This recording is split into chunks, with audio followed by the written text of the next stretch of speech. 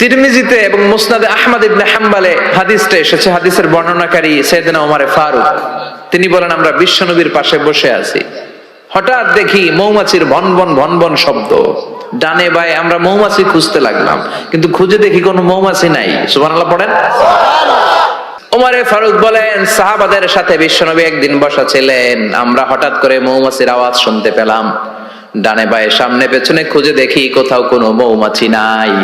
আমার আর বুঝতে দেরি, প্রয়োজন অনুসারে কোনোদিন 1 আয়াত, কোনোদিন 10 আয়াত, কোনোদিন 5 আয়াত, এভাবে করে করে 23 বছরের লম্বা জিন্দেগিতে আল্লাহ পুরো কোরআনটা বিশ্বনবীর উপর নাজিল করেছে। বিশ্বনবীর কাছে এই যে কোরআন নাজিল হতো, এগুলোর অনেকগুলো প্রক্রিয়া আছে। সহিহ হাদিসে এসেছে অনেকগুলো প্রক্রিয়া পাওয়া যায়।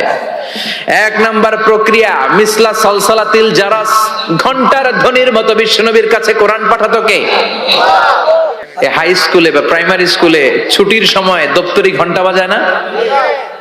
ঘন্টা বাজালে কি হয়? আওয়াজ হয়।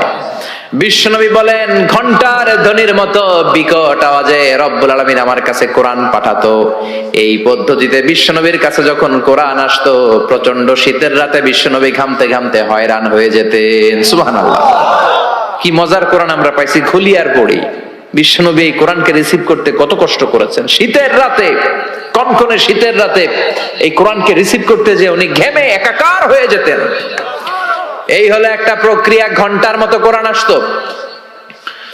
2 নাম্বার প্রক্রিয়া, মিন ওয়ারাইল হিজাব, পর্দার অন্তরাল থেকে আল্লাহ নিজেই কোরআন পাঠিয়ে দিতেন।